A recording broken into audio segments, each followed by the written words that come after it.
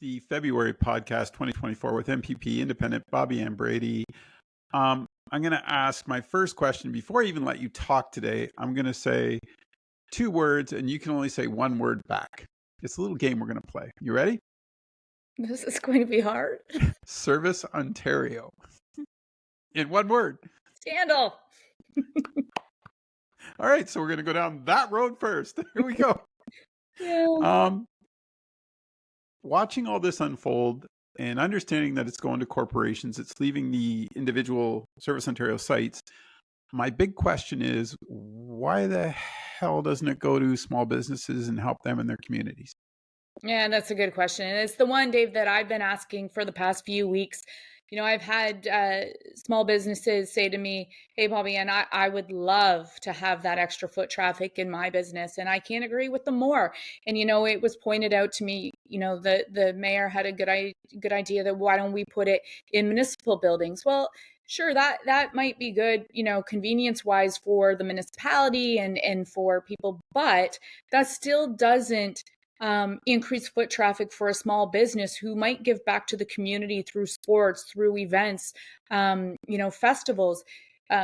We are now paying rent. Ontarians are now paying rent to two American companies when we could actually be giving, the small local person a leg up. And it's just so disappointing, and it seems to be it was a done deal without any conversation. I don't know how this even came about, where it was discussed, but I tell you, they certainly moved quick on this, because last week I was at a Staples location. Well, it was in Tillsonburg after a doctor's appointment, and I started to giggle, not because it's really funny, but there was a poster up saying, coming soon. And I thought to myself, holy smokes, government moves at the pace of a snail otherwise. And here we already have posters up saying, hey, this is happening. So when they want to move quickly, they certainly can.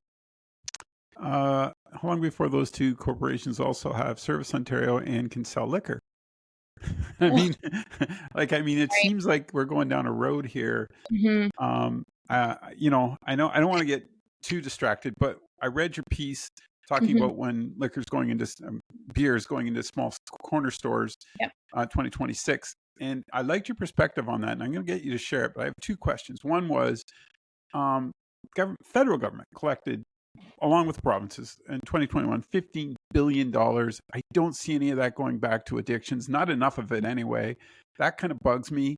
And what do small businesses think? I mean, there's going to probably be a ton of paperwork with this for any small business, I would think, to do it. But I think they need it. It's like you said with the Service Ontario, put it back to the community. These are community Yeah. people that know their public. So Yeah. So thoughts? I have no problem. I know that small business has been asking for this for a number of years. And with respect to the paperwork and the red tape, I think, you know, at first glance, folks don't really see that, right? They don't understand that the devil is in the details. If the paperwork and the red tape is worth it for our small businesses, then great. I'm really wasn't sure how I felt about it entirely, because people have said to me, listen, I work night shift, and when I come off night shift, it would be nice for, to stop and get, a drink for later on in the day. And I can't do that because the LCBO is not open at this time. And so, I guess, choice and everything, it can be a good thing. And I don't really believe that it will create any more societal problems, like some people have pointed out, but I guess we'll see. But again, I just hope that it helps our small businesses and those who actually give back to our communities. And you're right. I mean, we talked about this in the last podcast, that the money being returned to addictions and mental health just isn't there. It's a drop in the bucket. And we know how much money that the government collects off of sin taxes, and funneling that back into some of the supports to help people would just go such a long way. And I don't know. I guess we will see. This one is a we will see. The follow up to both those was, how come as an MPP you didn't have any input, or we don't have any input on where Service Ontario should go in our community? I get that they have a deal with those two big corporations, but Mm. I think there's something to be said still for having that control in your community about where it should be. And the same thing on the beer side of it. Who gets to choose what stores get it and what stores don't? Yeah. So their government, like they're just decisions made between the government and the bureaucracy, I believe. And you're right. Something like the Service Ontario kiosks, that there should be input locally. Dunnville, for example, their Service Ontario shut down some time ago. Where do folks in Dunnville go? They either have to go Niagara way or they've got to come this way. And why don't local people have more of a say? It's their tax dollars, it's their service that's being hampered or being affected. But it's this whole slippery slope with respect to democracy. I mean, those are the types of things that years ago we would have seen an RFP go out, Right. right? And uh, a bunch of small businesses would have been able to tender for the process or through the process, and we don't see that anymore. All of a sudden, boom, there's a decision. And I think that's like, as a I'm supposed to be a policymaker. I'm supposed to be a decision maker. Why aren't we being consulted on these decisions? Oh, and I'm going to switch topics here. One thing I wanted to just mention to you, you and I did a podcast probably a year ago now, and we talked about gas wells. It was nice to see some funding coming for that. I got to give you a little credit there. I mean, you were a thorn in the government's side about that, but hopefully that will help. I didn't think it was enough money, but I'm glad there's a starting point. Yeah, I mean, it's a recognition. Minister Smith, I work really well with Minister Smith. I was a bit shocked that he that somebody didn't actually invite someone from my office or myself to attend that announcement so that we would know exactly what the monies are for. They're not a whole lot of monies, but it is a recognition that the minister has listened. The minister and I have had numerous discussions about this. I've publicly asked him questions on gas wells in the House. So it's a recognition that he knows an issue here that needs to be monitored, an issue that needs to be fixed. I don't know what that money is going to get us. I guess that's going to be up to the county. We have seen a whole lot of in the past of monies being used to hire academics who then kind of have opposing views, and then whose view do you actually listen to? So I'm not confident that the money's going to solve the problem. But it's a step, right? And I think, It's a step. Yeah. and I don't think you care so much about, you know, getting noticed, but I think it's a nice kudos because you can say, yeah, I was, you got to keep kicking the dirt, right? You got to keep Mhm. making a statement, and that's sooner or later somebody's got to listen. For sure. And that's when I posted about it, because I said credit where credit's due. The ministers actually listened to me. Yeah, Right? I have been going to him. I sit across from the minister in the legislature, and to his credit, he often comes across and says, "Hey Bobbi Ann, like let's chat." And so, credit where credit's due. The minister has listened, and he's taken what I've said, and he's taken my questions, and he hasn't been offended by my questions. He's actually trying to move forward, and I appreciate that. that's good. Uh, there's a couple other things I want to get to. One was I got so much on the docket here. Was your carbon tax, your petition? Can you explain that to me? Yeah, so Saskatchewan decided January 1st they would stop collecting the carbon tax on home heating. And it was in response to the fact that the Maritimes is exempt because they use heating oil. So the Prime Minister has exempted the Maritimes from carbon tax on home heating oil for the next 3 years. So Saskatchewan said, well, wait a minute, just because we're not all using heating oil doesn't mean we should still be charged a tax as well. Heating in Canada is not a luxury in the winter, right? So I thought, hey, yeah, Saskatchewan, Scott Moe, way to go. Why aren't we saying the exact same thing? And my opinion is the carbon tax should be scrapped entirely. But this is the only angle I have provincially to go after this. And Saskatchewan has led by example.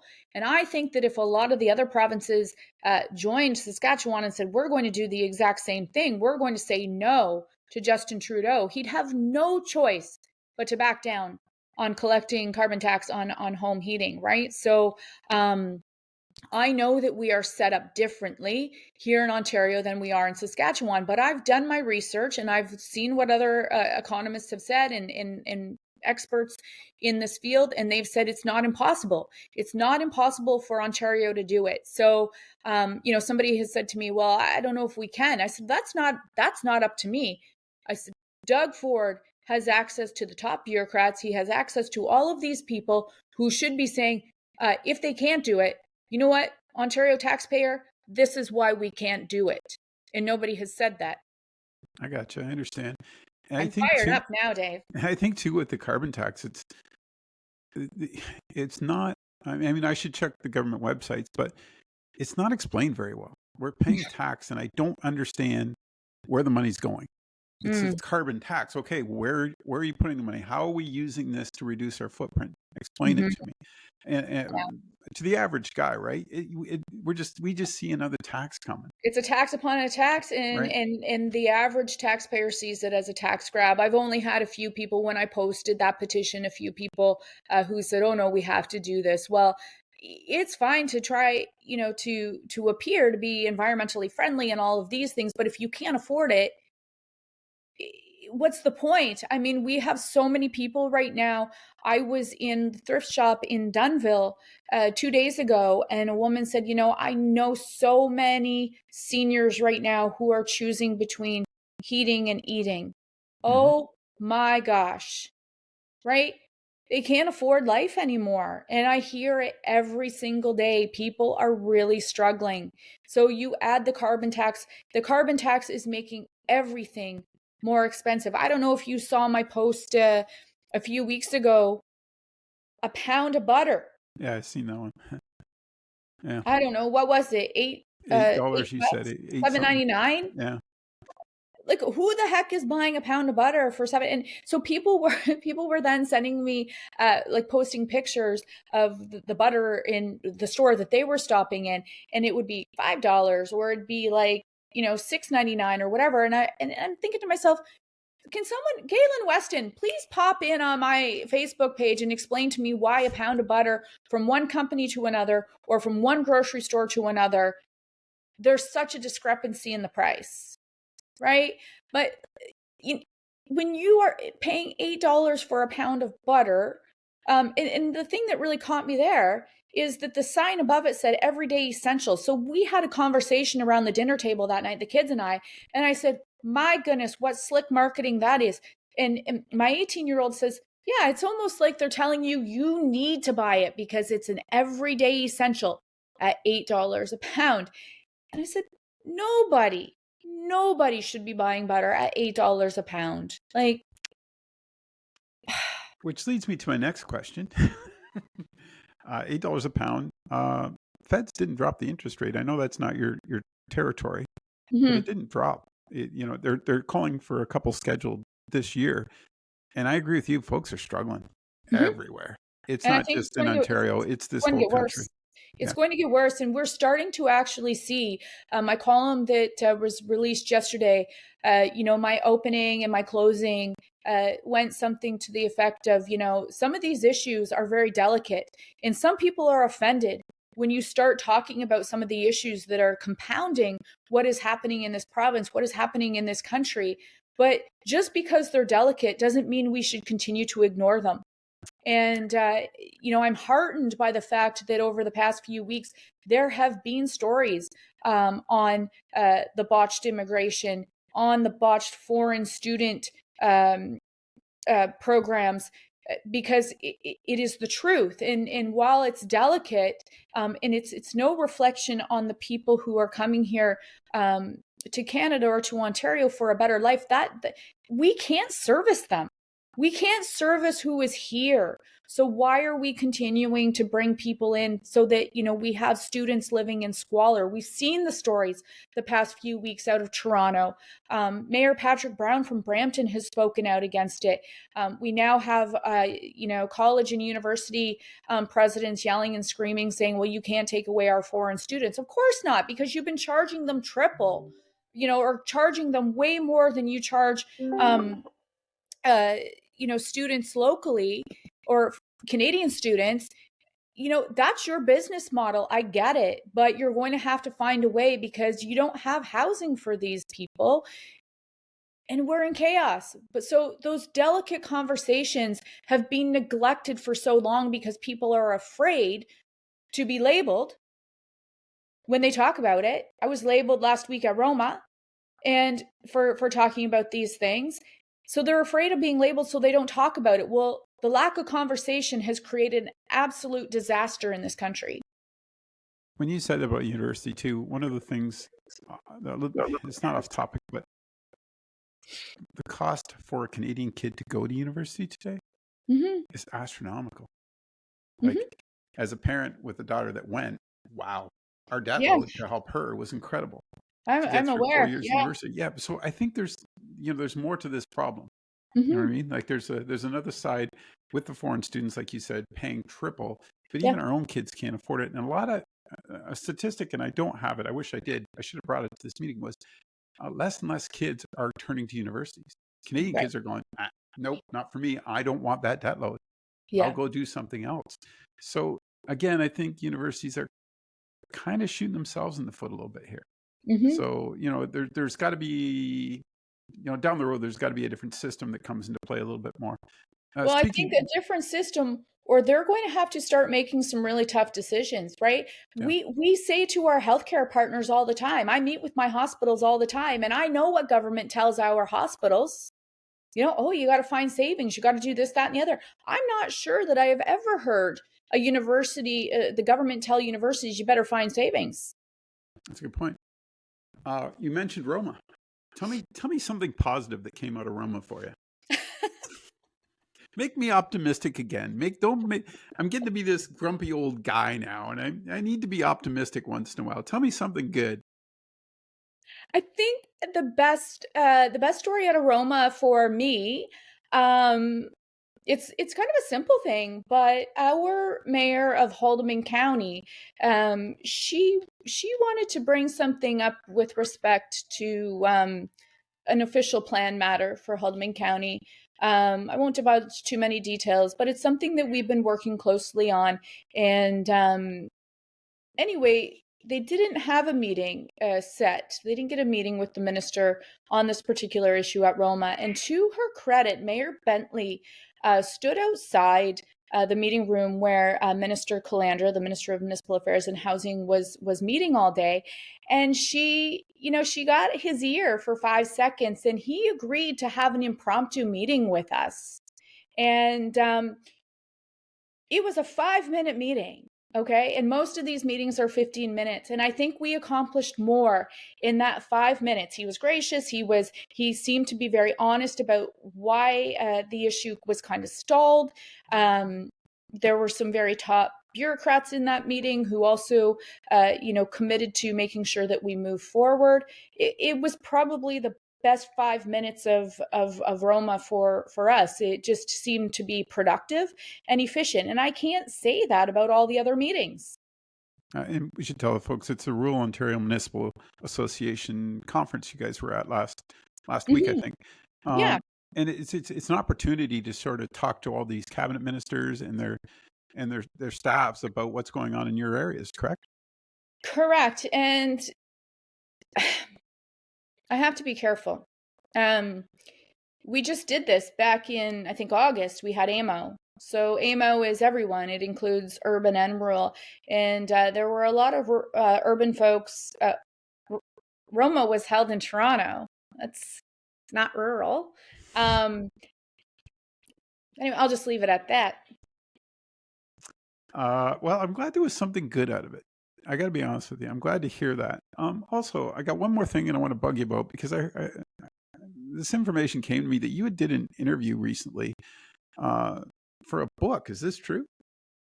Yeah. So back in December when I was kind of sick, I was put in touch. It's a long story. So the Churchill Society for the Advancement of Parliamentary Democracy out of Toronto, they had gotten a hold of me for a panel. They were doing a panel discussion in January, and they asked if I would be a part of it.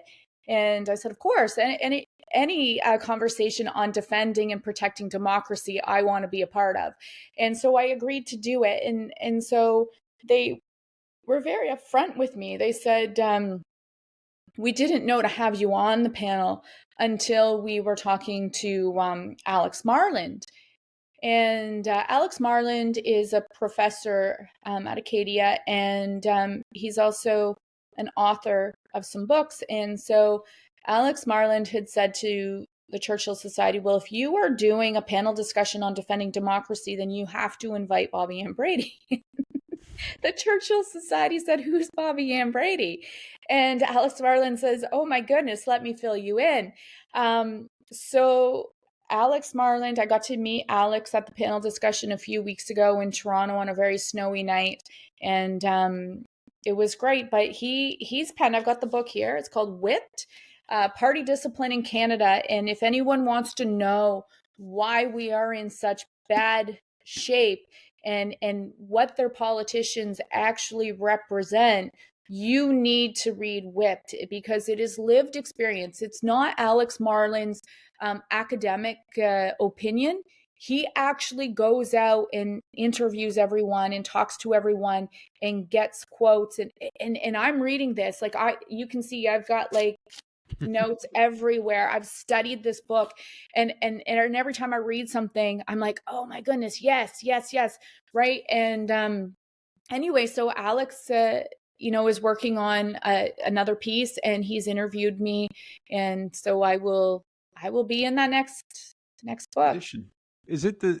I mean, I'm curious too, because you could probably do your own book, because the Mhm. difference in what's happened in Halden, Norfolk with the last election. When you're talking to someone like this, who's probably an authority in some form, rating these books, obviously, was it refreshing for him to talk to you? Because he's always dealing with parties, right? You and I've had this Yeah, conversation. except it's funny because when you read Whipped, even those in the party, they're oftentimes retired, or it's on anonymity. They're saying the exact same things I am. Uh-huh. And so it really, bolsters my argument that we have to do things differently. But I was so excited to meet Alex Marland, right? Because he's an author, and I'm a bit of a writer, and I love his book. So I go walking in there with my book for him to autograph, and then he says, I'm so excited to meet you, and he gave me the most brilliant introduction as he started the panel discussion, one that I won't forget. And yeah, it's just really neat to know that I'm not alone, and that there are so many other people who feel the same way I do. Many of them are just too afraid. And Whipped talks about that. I mean, Whipped is such a great I got to great read it. title, right? Yeah, it And is. one of the things that they asked the panel was, describe a dark day. And I said, listen, I think my dark days were really those days leading up to election day, when I was being told, you're crazy, you will never do this, um run off and be the mayor, because you're going to get less than 5% of the vote. The machine's going to come in here and destroy you. Um, those were the dark days.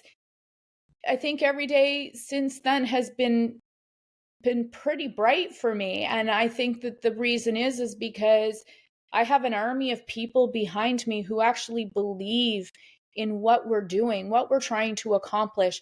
And the other half of that is that I can still be Bobbi Ann Brady. I can still be myself. I can still have this passion that you see. I'm not I don't mean to be disrespectful when I say this, but I'm not dumbed down. I'm not boring. I haven't been stripped of my unique, quirky qualities that people find interesting. And the parties do that. They take you, and all you are is a brand ambassador. Yeah. You're a brand ambassador. They strip you of your personality. They monitor your social media, even things that don't pertain. I remember this as a staffer. I'd get a call from the leader's office saying, hey, he's got to take that down. But I'm like, wait a minute. That's just a quirky Toby thing. That has nothing to do with his politics. That's just him being him. Oh no, somebody's going to find it offensive. You need to take it down. Oh my goodness. The guy couldn't even be himself, right? I don't have that. And maybe that's going to get me in trouble, but at least I can operate in a genuine, honest manner. I think too, when they said you were crazy, you should embrace the crazy. You have to be crazy to actually take on a large party like that. You should have said, "Yeah, of course I am. Look what I'm doing." Like, if we don't challenge ourselves to be better, then what's the point? If we all fall in line and we don't, you gotta. And we talked about this earlier with the gas wells. You got to keep needling them. You got to Hmm. have that outspoken person who's going to make that difference. And Yeah. maybe, like you said, maybe down the road this becomes more of a natural form to parliament where we have more independence, but it's going to come sooner or later. I think it's inevitable. One of the things that I tell young people, and I have these conversations with my kids all the time, and yeah, they think I'm crazy too, but is that don't be afraid to move outside your comfort zone. You know, things that are hard really shouldn't be comfortable, right? Exactly. And uh, I remember being 6 years old and knowing that girls didn't play hockey at the time, but I wanted to play hockey. It was hard. It was hard for me to go out there that first practice, being the only girl on the ice. I remember my first fight in kickboxing. I was terrified, right? Absolutely terrified that they were going to make mincemeat out of me. But we survive those tough moments. We will always survive those tough moments with determination. And if you fail, so what? And that's what I kept saying to the folks who said to me, you're going to get less than 5. So what skin is it off your back if I get less than 5% of the vote? Well, you'll be embarrassed. No, I won't. No, I won't be embarrassed, That's right? oh my goodness.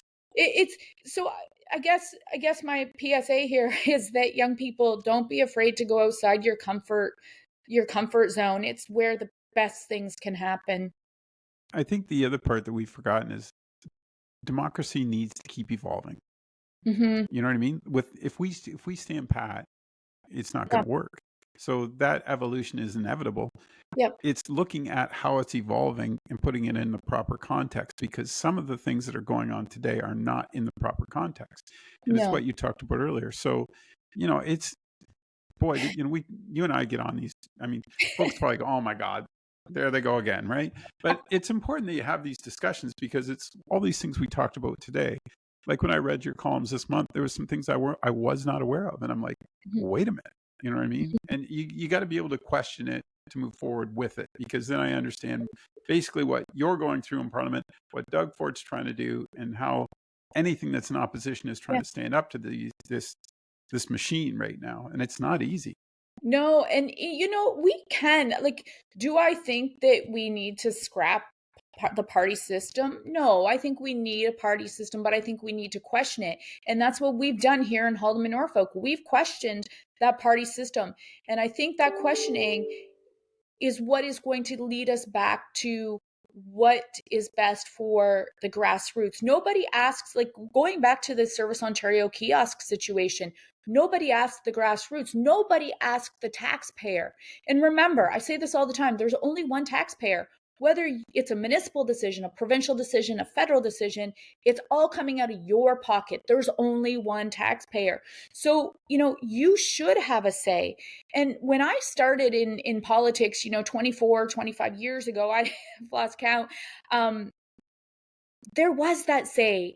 The party system did ask for the grassroots opinion. I remember going to conferences and presenting things on behalf of what I was hearing in the constituency, what Toby was hearing in the constituency. People from the Pink Palace, that's what we call Queen's Park, people from the Pink Palace would often call and say, hey, what do you guys know about A, B, and C? I had a leader who respected my opinion as a staffer. He would be on his way to a meeting and he'd call me and say, hey, Bobbi Ann, what do you know about this?